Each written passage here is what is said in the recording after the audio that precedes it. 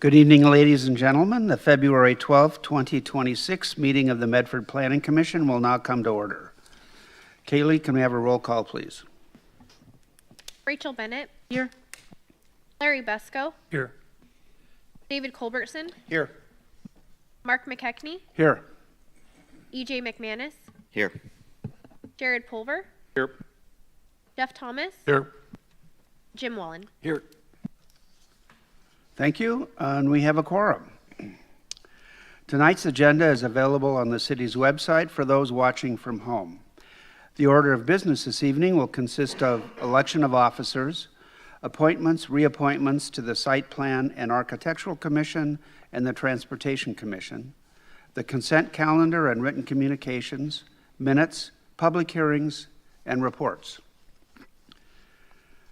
Item 10 is the election of officers for 2026. May we have a nomination for chair? And I would like to nominate David Culbertson. Are there any other nominations? Do we have to second or Not for nominations. No. No. just second? Okay, I'm not seeing any other nominations, so Kaylee, can we have a roll call, please? EJ McManus. Yes. Jim Wallen. Yes. Larry Busco. Yes. David Culbertson. Yes. Rachel Bennett. Yes. Jared Pulver. Yes. Jeff Thomas. Yes. Mark McKechnie. Yes. We Okay, have 7 yeses. I counted 8. But anyway, all right, well, we will, Do you carry through for the full nominations, or do I take over now? I think you take over now. All right, very So- good. Oh, Do you we- have a, That's okay. Do we have any nominations for vice chair? Yes, I would like to nominate Commissioner Pulver for vice chair. Okay, Commissioner Pulver, and I would like to nominate Rachel Bennett. Any other nominations for vice chair? There's more than one, so in this event, will we please have a roll call and each commissioner call out who they're voting for? Commissioner Pulver. Commissioner Pulver. Commissioner Pulver. Commissioner Bennett. Commissioner Bennett.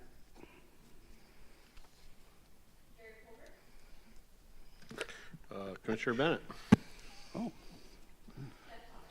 Commissioner Pulver. Bennett. Oh, What are we doing in a tie? That's a good question. I think you need to vote again. All right. We're going to do it one more time. Same two candidates, unless someone else would like to nominate anyone else for vice chair or withdraw. All right. Kaylee, can we have another roll call vote? Commissioner Pulver. Commissioner Bennett.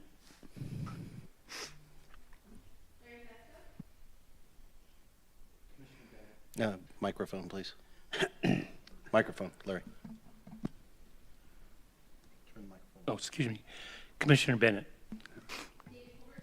Commissioner Bennett. Commissioner Bennett. Commissioner Bennett. Commissioner Pulver. Bennett. All right.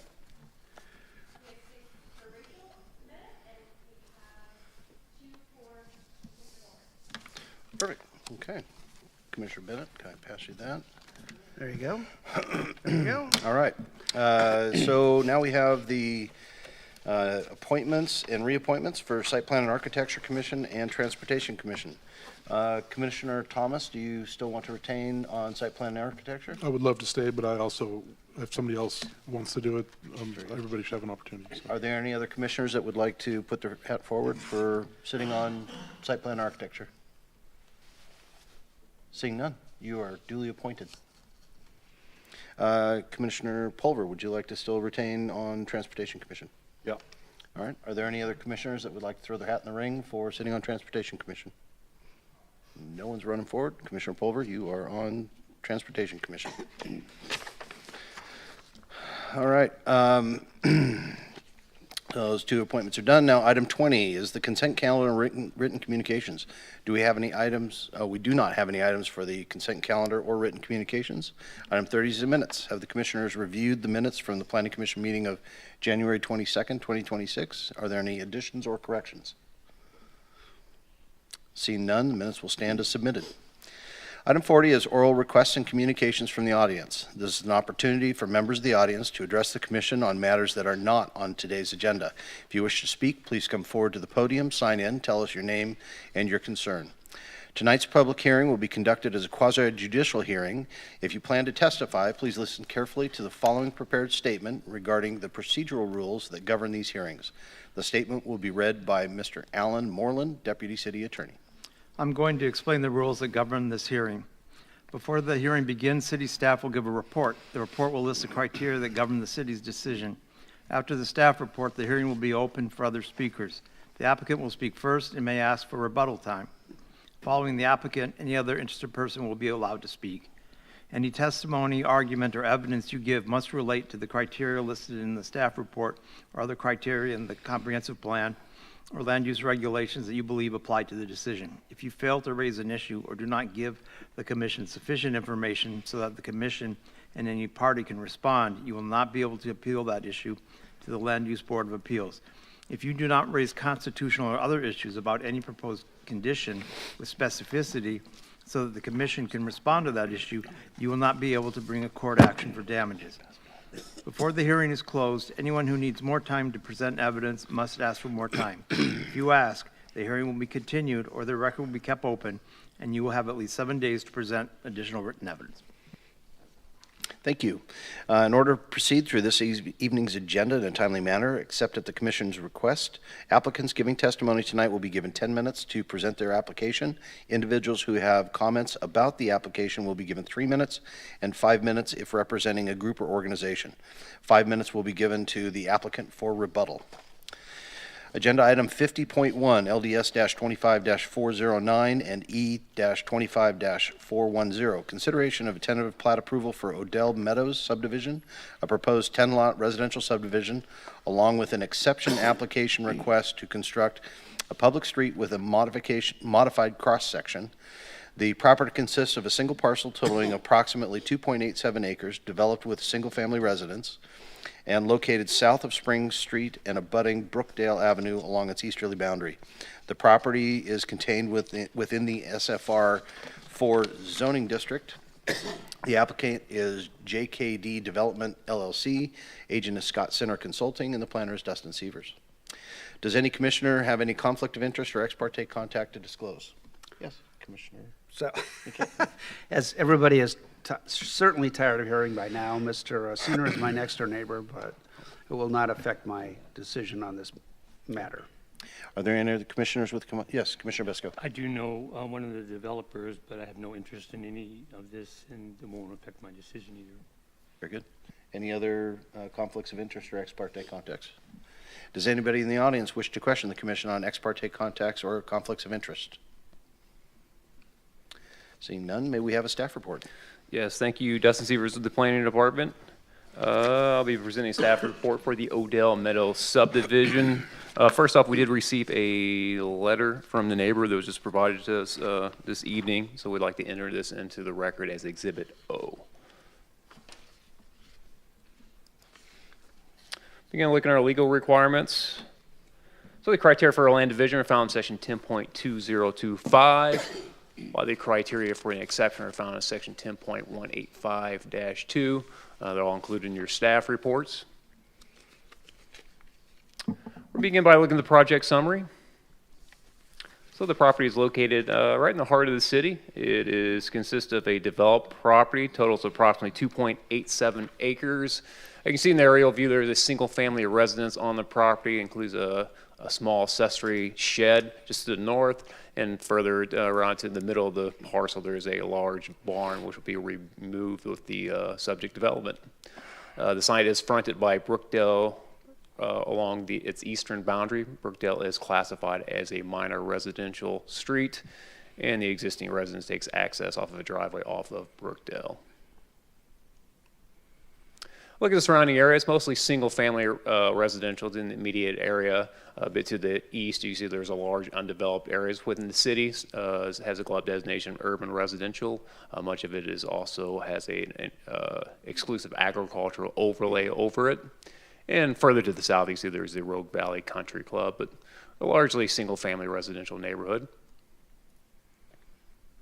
Here's an image of the subject site looking east from Brookdale. You can see the two accessory structures of the residence, and just to the west, actually to the south of the property, you see the large redwood, which is the basis of the exception request, which we'll be talking about here in a few slides. Site's general land use plan designation is urban residential, as is the rest of the neighborhood. Its underlying zoning is SFR 4. It's located within an airport area of concern. And the proposal is for Odell Meadows, which is a proposed 10-lot residential subdivision. And the applicant also requests an exception to construct a public street with a modified street section. One more correction I'd like to make to my report. So this is on page 20 of your agenda packet. It states that all 10 of the parcels are eligible to max out on our middle housing, which means it can be developed with 4 units in any configuration, or alternatively, it could do a cottage cluster development.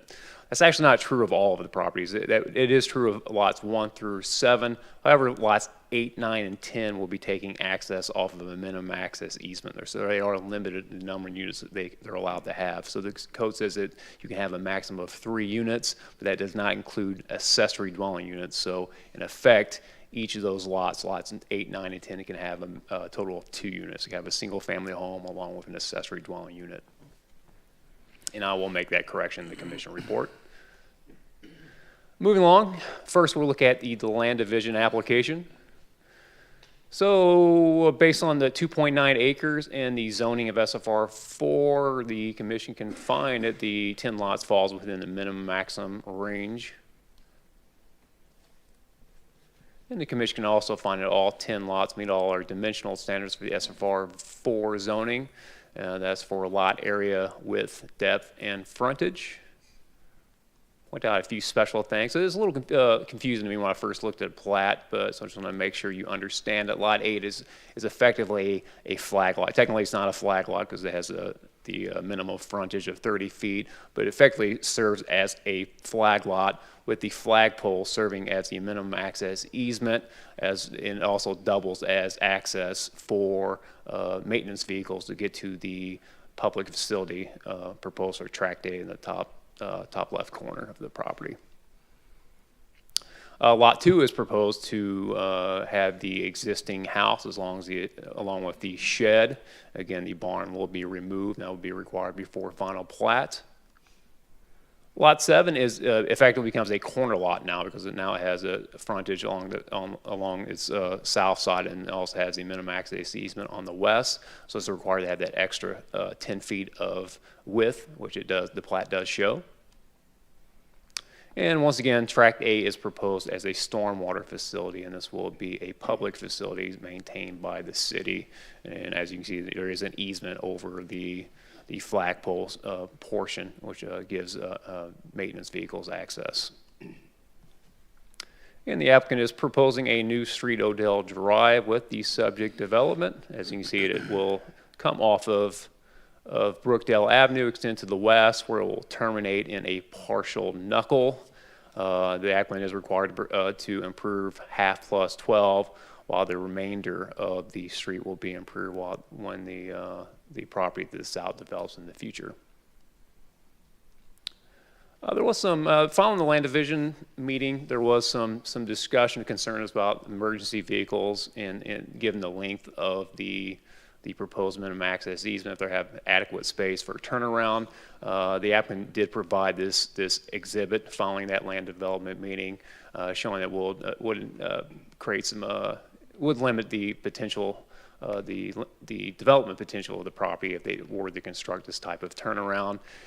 So they did propose to widen the radius, and ultimately was they updated their plat that was originally submitted, and the Public Works Department did remove that condition. They feel like they're satisfied that there's adequate space for maintenance vehicles to get in and out of there to get to access that storm facility to the north. In terms of block length and circulation, so the applicant did provide this exhibit on the bottom right, showing in the future the knuckle the Odell Drive will essentially become an intersection with the new road will extend from the knuckle, ultimately connecting to a new street which will go east-west from Brentwood Drive, connecting Brentwood Drive to Brookdale Avenue. So in the reports, Public Works stated they took no exception to the applicant's block length or circulation findings. And again, the applicant is proposing a minimum access easement. Easement will be through Lot 8, which will grant vehicular access to lots 9 and 10. Again, it does double as an easement for maintenance vehicles to access the stormwater facility. And again, we did add a condition of approval. We want to make sure, again, the barn wall is required to be removed. You can't have an accessory structure without a house. So we didn't include a condition of approval that they both remove that. And also, as you can see on the plan on the bottom here, it's not clear if the existing accessory structure is going to meet the setback requirements. We just want to make sure the applicant provides some documentation showing that it will meet that 4-foot setback from the new property line. So we didn't include it as a condition for approval. All right, move on to exception request. This one's fairly simple. So again, there is an existing redwood located on the adjacent property, the southeast of the site. Here's an image of the redwood on the left end of the image on top of the screen. So in order to avoid the tree as well as its root system, the applicant has proposed like an offset on where the Odell Drive will be located. And in order to do so, they're proposing a smaller cross section for the section of the drive along the frontage of Lot 2. As you can see, they are proposing a curb-tight sidewalk along the north side. And then once you get past, when we move to the west and you get past Lot 2, and then it will be extended to the full requirement, which again is half plus 12. So you have the sidewalk as well as the planter strip. Staff takes no issues with the proposed exception request. We're supportive of it. Again, the redwood combined with the existing house or circumstances are unique to the property. It wasn't created by the applicant. Let's move on to our findings and recommendations. So staff has reviewed the applicant's findings and inclusions, and we recommend the commission adopt the findings as submitted. So with that, we ask that you adopt the findings recommended by staff, and direct staff to prepare a final order for approval per the staff report dated February 5th, 2026. That includes exhibits A through O. O will be our new exhibit, the neighbor letter we just provided. We're asking that you approve the subdivision to exceed block length perimeter standards, as well as a relief from constructing a public access way in lieu of a public street.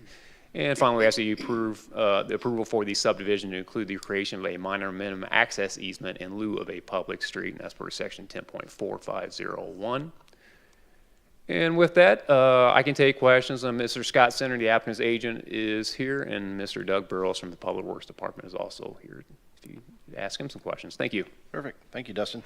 Does any commission member have any questions of staff? Yes, Commissioner McKechnie. Thank you. Yes, Dustin, I have a few here. So you considered lot number 7 to be on a corner, but Correct. Who owns the minimum access? Earlier you said it was part of lot 8. It's lot 8, correct. So if that's private property, why was lot 7 considered a corner lot? Because per the code, a minimum access easement creates a corner lot. Even though it's owned by somebody else? Mm-hmm. Okay. And then on the out near the street, I can understand why we have you got a reduced cross-section for the street, but is there a reason that you don't have a sidewalk on the south side as far as this property goes? Yeah, I think it's about avoiding the root system. I think I try to get as close as possible. I can defer to the applicant if he can probably speak to more details, but again, I think it's about protecting the tree, and of course, the root system extends quite a bit out from the base. Okay, all right, thank you. Yep. All right. Any other commissioners have questions of staff? Seeing none. Thank you. Thank you. All right, we'll open the public hearing and invite the applicant to come down and speak on the application.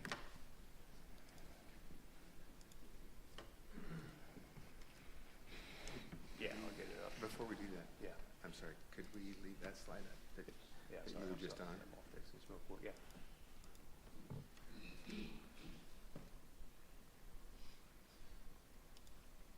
Yeah, I think that works. All right.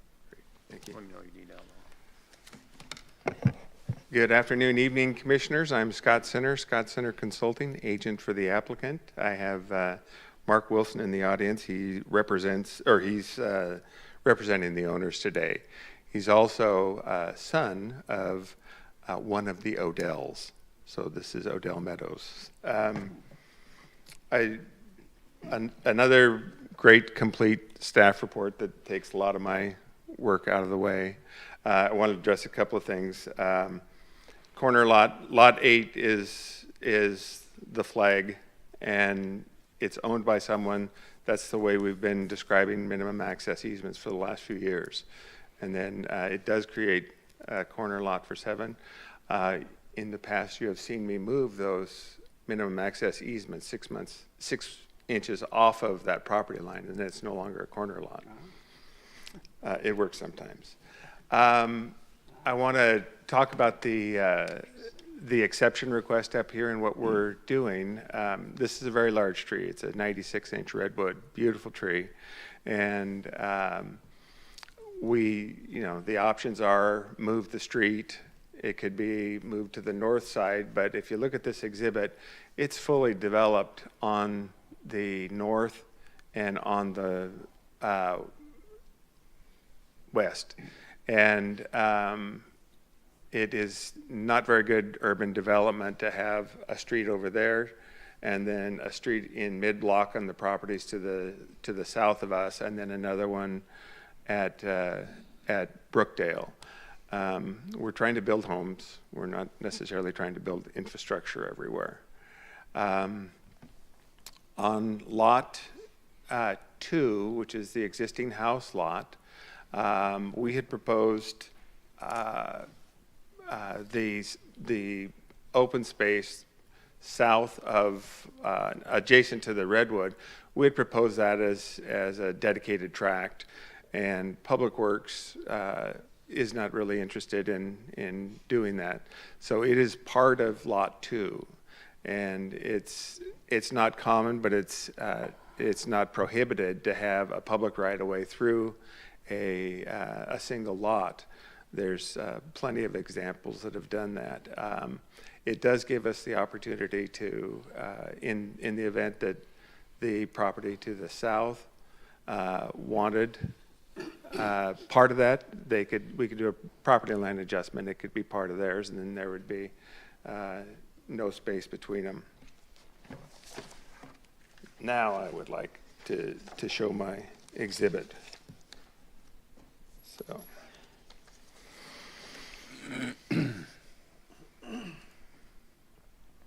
So as you can see, that's a big tree, and it is 8 feet at the butt, and then this image is a closer image. That's the detail of the tree. So with the existing house there, we have tried to create as much room as possible. We believe the street has to be up on that north or on the south side, and we tried to create as much room as possible with the existing house, with the big tree. And that's why we're proposing, with work from Public Works, to provide the minimum safe access way that we can get away through that area. And so with that, I'd be happy to answer any other questions that you guys may have. Okay. Do any commissioners have a question? Commissioner Besco? Thank you. I just wanted to, in regards, I appreciate your discussion on the property south of the street that's going to be part of Lot 2. Are there going to be any restrictions on that piece of property, how it's going to be, how it might be utilized, or so that you don't do something that's going to damage the tree, or are you just going to leave it open? I would just be leaving it open. Okay. I'm not suggesting any, I don't think there's going to be any work over there. Okay.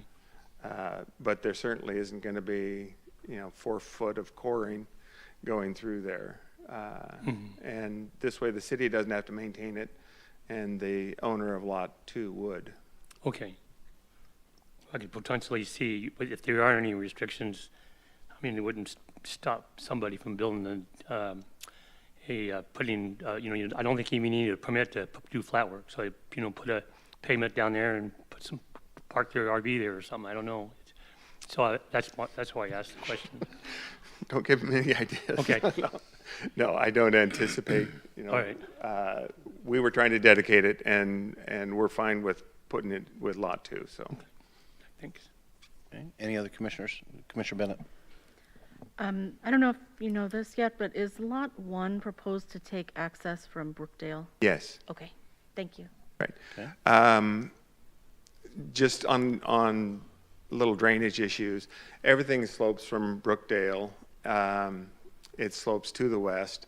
Right at the end of Tract A, there at the west end, there is a sanitary and storm connection that was installed with the development of that subdivision up there. So they planned for this, and thankfully they did, because otherwise we wouldn't be able to get services out. And we will be picking up stormwater and conveying it down there. We've talked with Public Works, and we'll pull stormwater and get it through where it needs to be, and detained and treated where it needs to be. Okay. Any other questions of the applicant? Yes, Commissioner. Just one more. So as we're looking at the picture, we have kind of a green swatch through the middle. What is that? Irrigation. Oh, We've got some nice little infrastructure challenges up here. So there's irrigation, it's been flood irrigated, and then there's also water facilities that we're going to have to work with. But we've had detailed discussions with our engineer and both Public Works and Water Commission on how we're going to do this stuff, and so we've got good solutions. okay, well, thank you. Okay. That'll raise a question from me. Uh-oh. Yeah, good job. If it's irrigated, is it MID-TID? Has it been excluded? It would be as a condition. Okay. So what are you going to, are there any other properties downstream from that would take I off the believe same there lateral? are, and those downstream, we will be required to continue irrigation Okay. through. Perfect. It wouldn't be an open ditch of any kind. We would most likely pipe it. Makes sense. All right, thank you. Okay. Any I'd like to other- reserve time for rebuttal if necessary. Absolutely. Thank you very much. All right, are there any persons in the audience that would like to come speak regarding this application? If so, please come forward, sign in and go to the podium, and tell us your name and address, and offer your testimony. I've done this before, and I couldn't hear a lot of the things that were going on, so I Have may you- not do the right thing. Have you already signed in? Pardon? Did you sign in before? Yeah, Okay, perfect. okay, so. You can I'm lower the Pam- boom, too. Thank you. I'm Pam Hawkins. My address is 834 Brookdale, so I'm across the street from where this development is going in. I just have some safety concerns. Number one, where they're exiting onto Brookdale, it's just, there's a small hill that is just before that going to the south. And that can be kind of a blind area for the people that are coming from the other end of Brookdale. So I have some safety concerns there. I also have some safety concerns. There's 33 houses that exit onto Brookdale's dead-end street now, and we're going to add 10 more. We have had some change in our traffic patterns down at the connection of Brookdale and Spring Street. Spring Street is a through street, Brookdale is a stop. And because we're adding now 10 more homes, we're going to have more congestion down there. And the people on Spring, a lot of them have come from McAndrews, since McAndrews got changed to just 2 lanes. They're using Spring Street now because it's a 4-way stop rather than a red light stop, and you can get through it quicker. I know, because that's what I do. So I have some concerns about traffic and safety, and how does a fire truck make that narrow entrance and then make a turnaround and get out of there? I didn't hear what, I think you discussed that, and I didn't hear what it was. But that's also emergency vehicles to get down, and like if anytime somebody calls an ambulance, the fire truck comes too. So those were some of my questions. And also I understand that you're going to take care of the TID ditch, that you're going to extend that because there are people that use that beyond this property. Did I do okay? Perfect. Thank you. A+. Anyone else in attendance wish to come forward and speak on this application? I too didn't know I was going to be speaking, so I'm not as prepared as I would like to be. My name is Stephen Bunch. Myself and my wife Anna live at 819 Brookdale Avenue, which is, I am the owner of the Big Tree. Oh. And it's a beautiful tree. It's a giant sequoia, I believe, a redwood. I don't know how old it is, but we measured it exactly 10 feet from the corner of my house, and it's at least another 6 feet wide. Circumference, I don't know, probably 30 feet.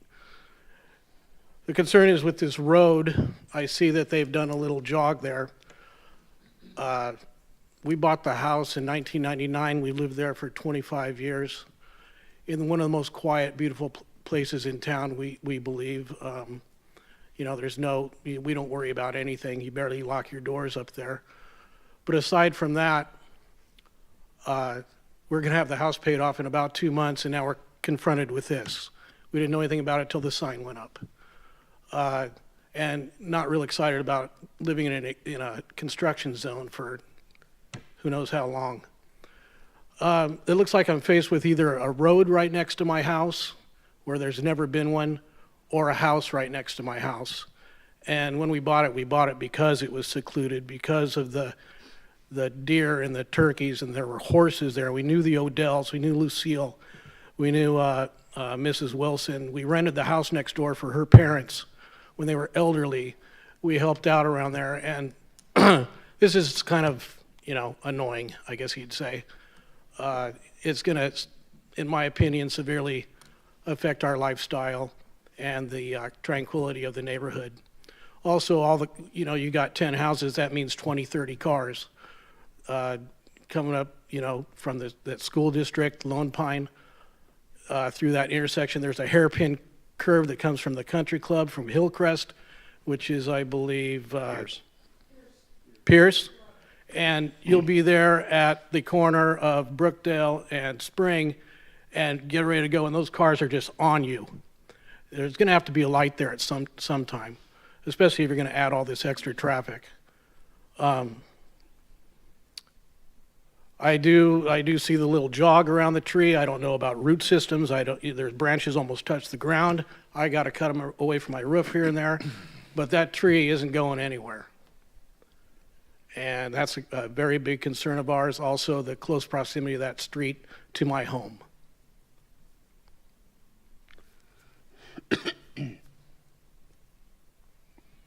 So I guess that's all I have to say, because like I said, I wasn't really prepared I didn't know I'd be speaking. I guess if this goes through, I'll just have to file the appeal and see what happens. Thank you for your time. Thank you. Are there any other members of the audience that would like to come forward and speak on this application?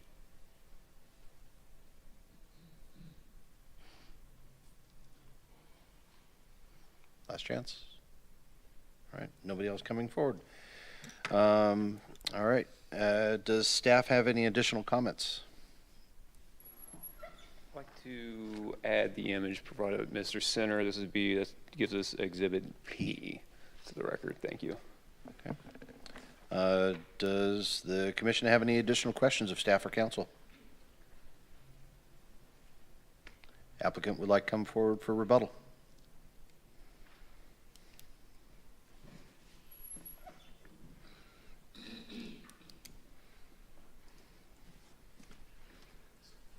Good evening again, Scott Center Consulting. The fire turnaround, the fire standard turnaround requires a 70-foot from the top to the back, which we have, and 70-foot leg on it. And so this is a standard fire access turnaround. So we've got that. Yes, this is infill development. This is a property inside the city limits. It's zoned for urban development, and this is large lot urban development. I know you've seen a lot of my subdivisions where we deal with 40 by 90 lots. So that's not what our developers are intending. They're intending large lot to maintain as much of a rural atmosphere as possible, but it is urban development. So we meet the standards. And again, we are talking about trying to do as much as we can to stay away from the tree to protect it as much as possible. So with that, unless you have any more questions of me, I would request your approval. All right. Does anybody on the commission have any questions of the applicant? Seeing none. Thank you. Okay. We will close the public hearing, and is there a motion for consideration?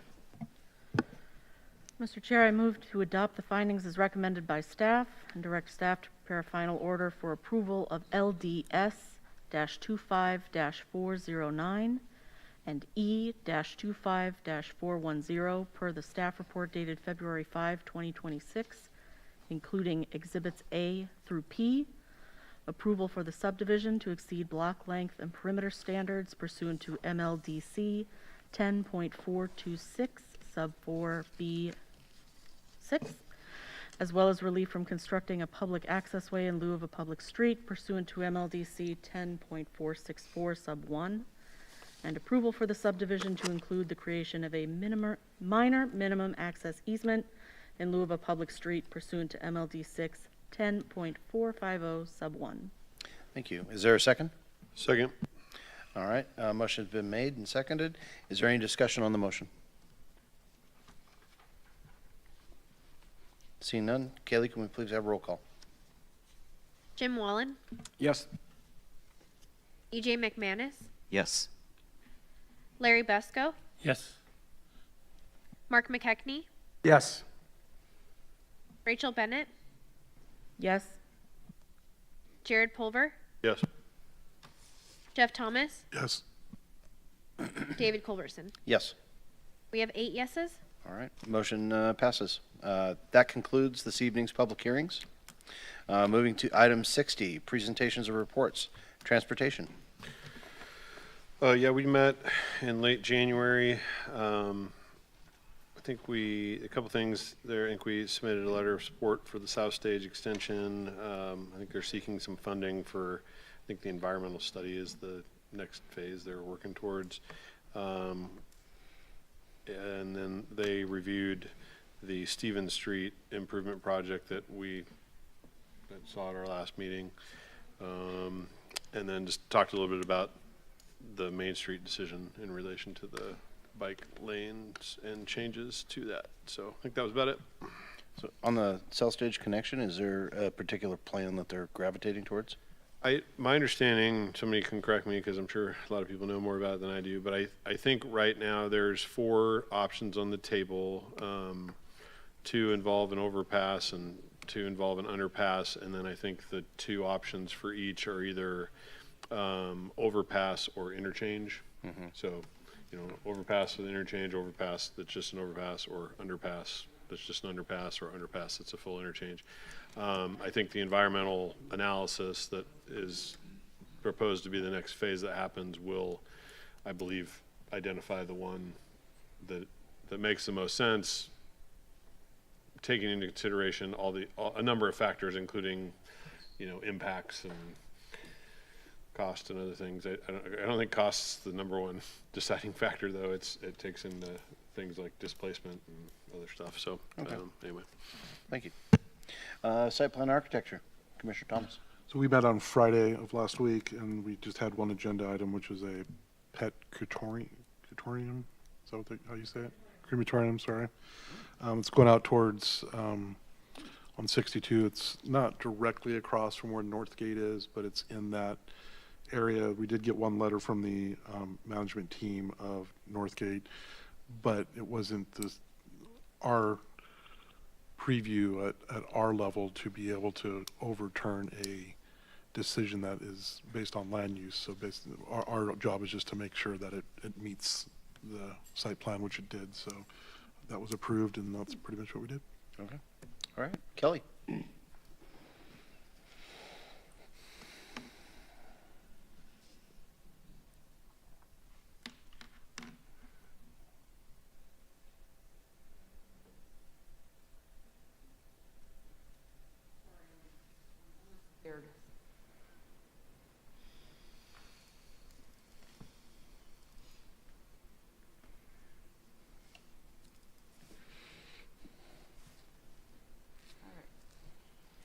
So thanks. I'm Kelly Aiken with your planning department. So a few things that I wanted to chat about. We talked a little bit about last meeting. We talked about items for our joint session, and I had included a memo in the agenda packet. And since our meeting, our study session on Monday, we had a couple additions. You'll note the fourth from the bottom up is the car wash amendment. We wanted to add that on there. Your input was greatly appreciated, and the question of whether or not we actually need to do that work, we appreciated it very much. We think it's worthwhile talking about in March. So we did add a couple things. One of the first things that we think are important is kind of setting some rules for the joint session. It's been so long since both bodies have met together. We think it's worthwhile to kind of set some boundaries and understand kind of how the things should go. And then we also want to talk about having recurring joint meetings. We think it's important, especially with some of the stuff that's coming up with the CFA, the downtown stuff that's coming.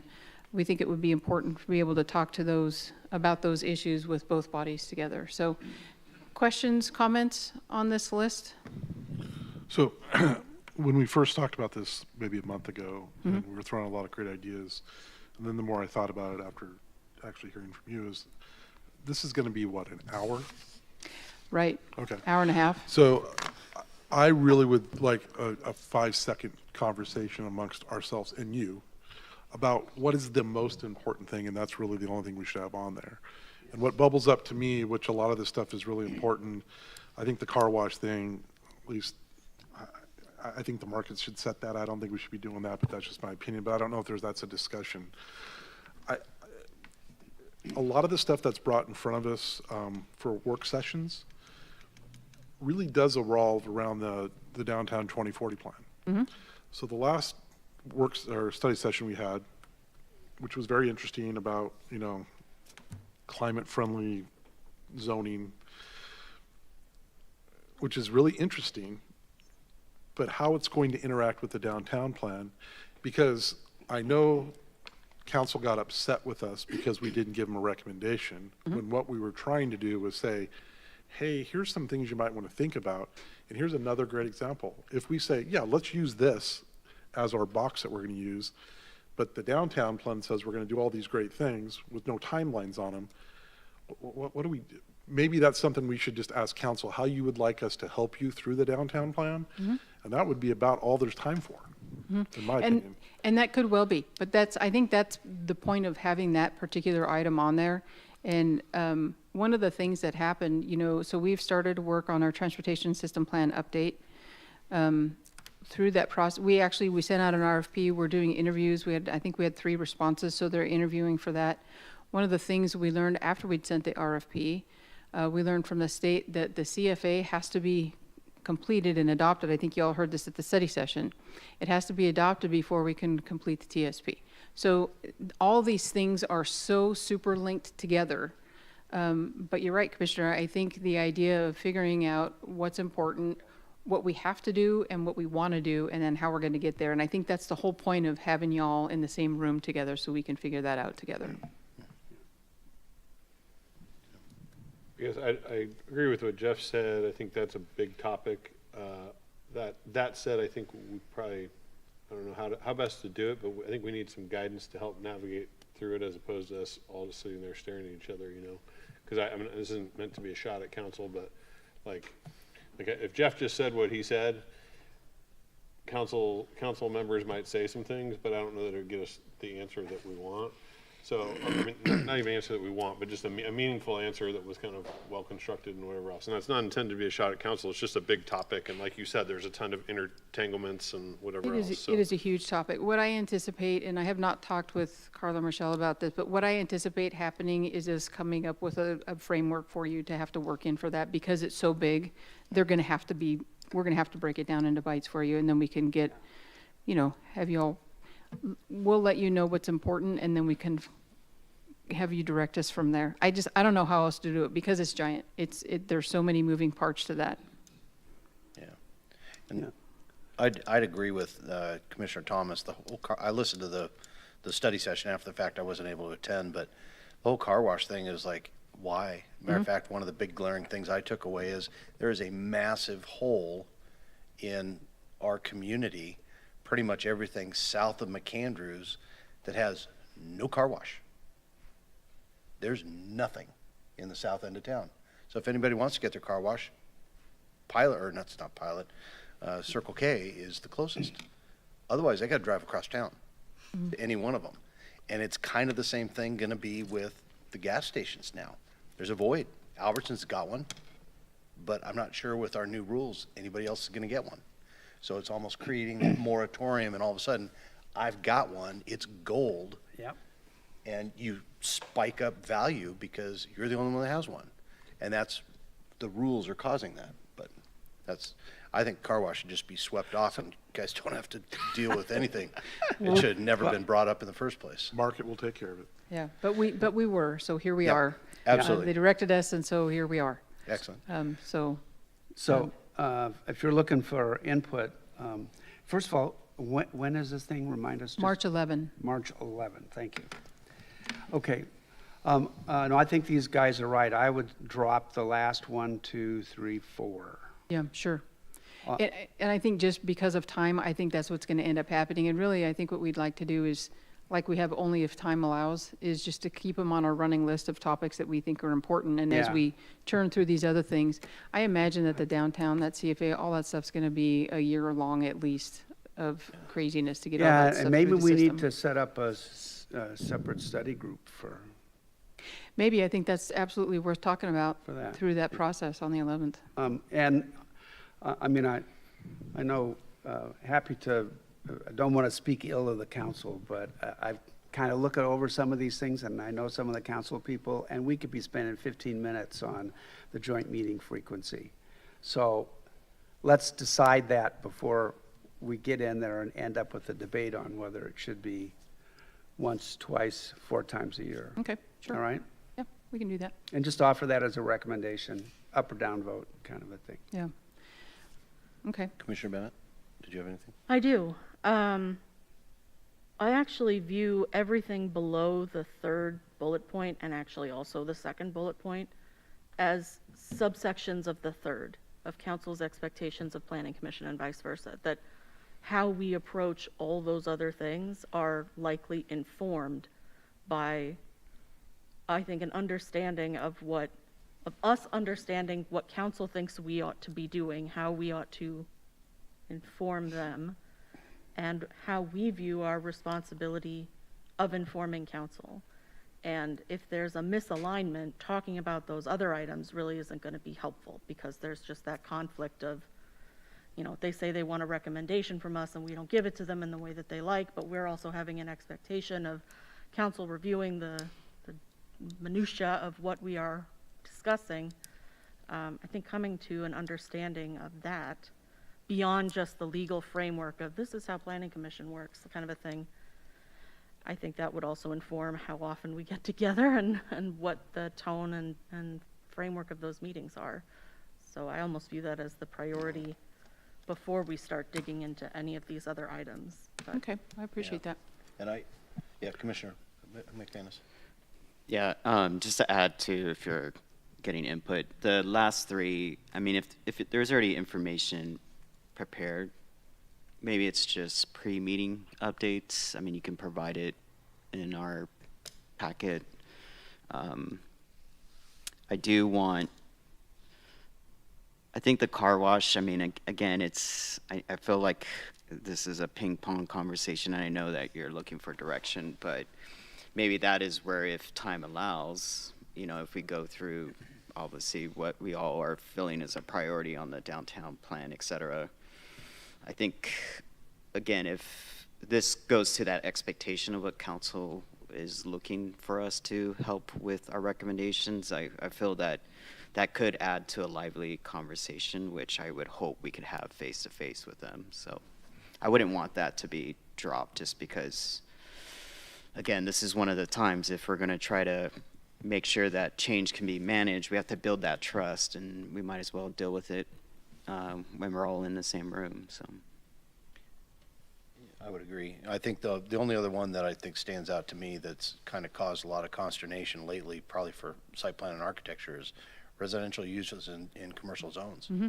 There are a lot of really upset people that, hey, that was supposed to be a strip mall or something else, and all of a sudden it's MFR 30 because it's allowed. Mm-hmm.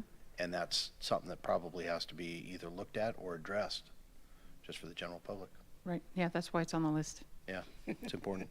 Any other So comments? the only last thing after hearing the discussion to tackle is and I appreciated Commissioner Bennett's comments, but I've only been involved with one meeting. I think it was over 2 years ago, if I'm right, that we had. And when I was trying to say, hey, why don't you tell us what your expectations of us, we all got pushback saying, no, we want you to do what you do and then bring it to us. I wonder if it would be more productive if we actually did tackle residential use in commercial zone, infill strategies, and say, hey, maybe because you're the elected officials and this is such a political and important topic, maybe the downtown plan is left for them. And we're just, once they decide what they want, the making sure the code is followed properly is what we do. I don't know if when we start getting into the downtown plan, if their view is going to be, look, that's kind of our preview, to where maybe they're looking for guidance on, commercial zones and infill strategies and stuff. Because I want it to be a productive meeting where they feel like they're getting something from us and we're getting the guidance we need to fulfill their expectations. Excellent. So we're going to, I'm sorry, Mr. McKechnie. So we're going to adjourn to a study session. I'm going to do a quick little planning 101. And one of my slides is about your responsibilities as planning commission. And that's something that we haven't done for a really, really, really long time. So more to come on that very topic. Mr. Chair, So, if I'm, yeah. I'm sorry. I just want to make sure if we do bring this up as a topic at the joint study session, that we begin with a foundation, hopefully in the agenda, of this is what the code says, this is what our function is by law, by rule, and for city council. And okay, like here's what's written down. Does that match your expectations? Does that match your experience thus far? Can you think of times when maybe that was not met maybe in practice, even though we performed our functions according to what's on the books? Because until we have some consensus on what we are supposed to do and what is actually happening and what we would like to have happen, none of these other things are going to make any kind of productive progress. So one just final comment from me anyway.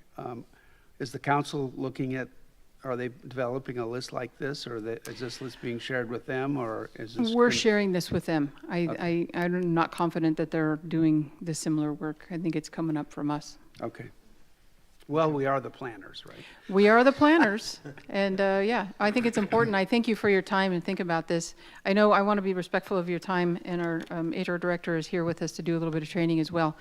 So real quickly, we have business for your next meeting. We're going to wrap up Mountaintop. We received the final arguments from the applicant today.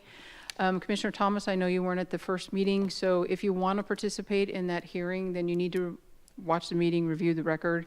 And if you choose not to, that's fine. You can recuse, but you need to explain why you're doing that, just so you know. So that will be, there's no more testimony. So it's going to be discussion, deliberation, vote on that one. And when do we get to see the documentation?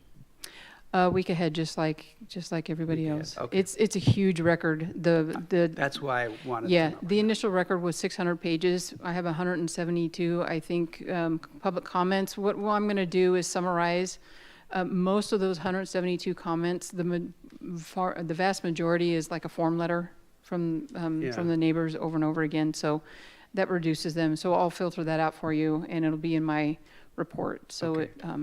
so you But won't there have won't be additional testimony.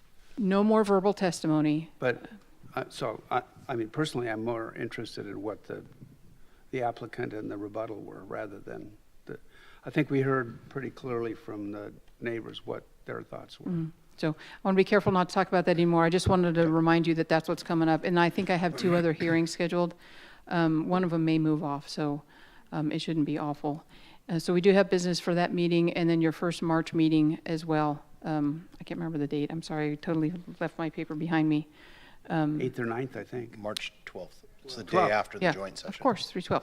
So anyway, so we do have business scheduled for that meeting as well. So any other questions, comments for me? I do, again, I want to be respectful of your time. I've already gone farther than I thought I would. Okay, All right, any thank other you. questions? Good to go. All right, meeting is adjourned. Oh, you didn't ask for Oh. comments. Okay. Are there any no messages and papers from the chair? City Attorney, have any remarks? No remarks. Any propositions or remarks from the commission? No. No, okay. Adjournment. We're done. You get to hit the gas first?